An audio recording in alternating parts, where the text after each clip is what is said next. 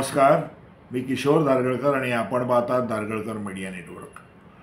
मित्रांनो, दिल्लीचे मुख्यमंत्री अरविंद केजरीवाल यांचा बेल आज हायकोर्टाने परत एकदा फेटाळून लावलेला आहे. आणि तुम्हाला माहिती आहे की गेल्या बऱ्याच महिन्यापासून ते जेलमध्ये आहेत, तिहार जेलमध्ये आहेत. आणि त्या दरम्यान अशी एक न्यूज येते आहे की राहुल गांधी यांच्या विरोधात सुद्धा आता ईडी सक्रिय झालेली आहे. हे आणि कोणी नाही, राहुल गांधींनी स्वतःच ट्विट करून हे सांगितलेलं आहे. परवा मला वाटते मध्यरात्री त्यांनी ते ट्विट केलं की ईडी माझ्या घरी येणार आहे आणि मी त्यांना चाय बिस्कुट देणार आहे वगैरे वगैरे. आता ह्याच्यामध्ये एक विनोदाचा भाग असा की महाराष्ट्रातल्या काही पत्रकारांना चाय बिस्कुट असं संबोधलं जातं. राहुल गांधींनी तो शब्द आता ईडीच्या संदर्भात वापरलेला आहे.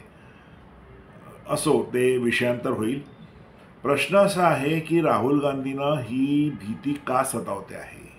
नुसत्या राहुल गांधींना नाही तर नॅशनल हेराल्ड केसमध्ये पुन्हा एकदा फाईल ओपन करून राहुल गांधी आणि सोनिया गांधी यांच्यावरती शिकंजा कसला जातोय का, ह्याची चर्चा दिल्लीच्या राजकीय वर्तुळात जोरदार आहे. याचं कारण असं आहे मित्रांनो की आता तुम्ही जर पाहिलं की राहुल गांधी हे LOP आहेत, लोकसभेमध्ये अपोजिशन लीडर आहेत. फार मोठी पोस्ट आहे त्यांच्याकडे, अगदी पॅरलल टू पंतप्रधान अशी पोस्ट असते, खूप महत्त्वाची पोस्ट असते. आणि तेवढीच महत्त्वाची पोस्ट आहे असं मी म्हणणार नाही, पण अरविंद केजरीवाल सुद्धा ईडीच्या केसमध्ये जे जेलमध्ये आहेत ते पण एका प्रदेशाचे मुख्यमंत्री आहेत, म्हणजे अतिशय महत्त्वाचं पद आहे.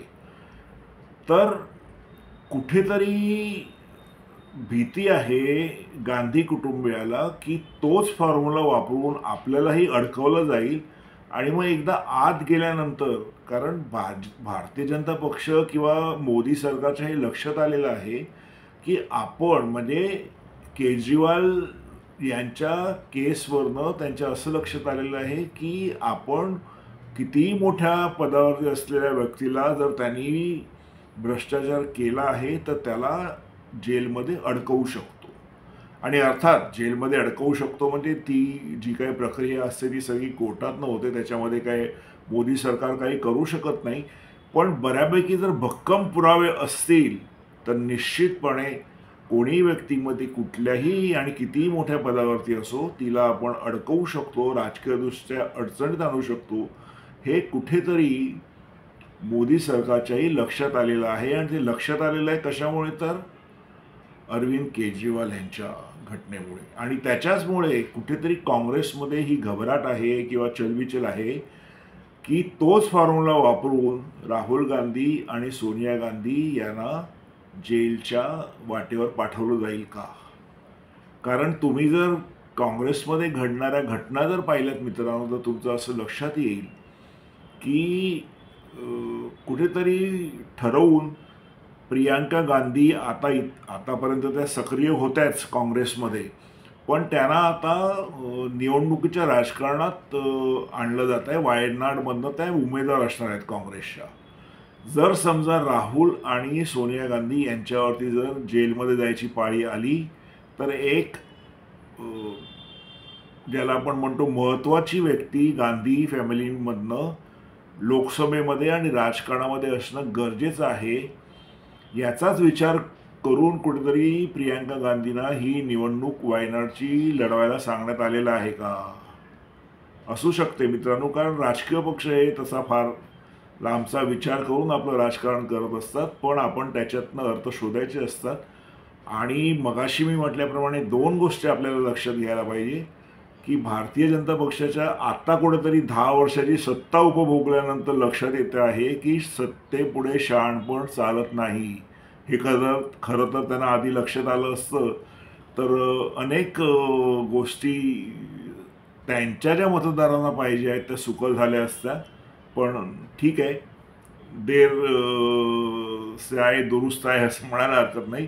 पण आता कुठेतरी पूर्ण बहुमत नसतानाही मोदी सरकार जी पावलं उचलते आहे, आता वक्फ बोर्डच्या संदर्भामध्ये काही विधेयक येण्याची शक्यता आहे वगैरे म्हणतात.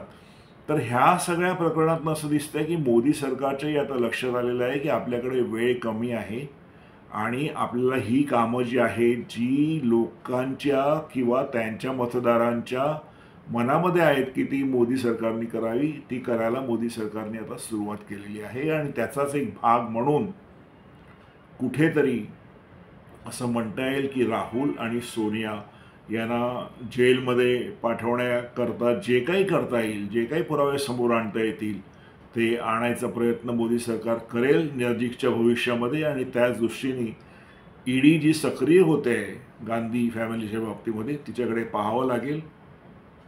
आणि भाजपमध्ये हा जो बदल होतोय, सुखद बदल होतोय, तो त्यांच्या मतदारांनाही सुखावणारा असेल असं दिसतंय.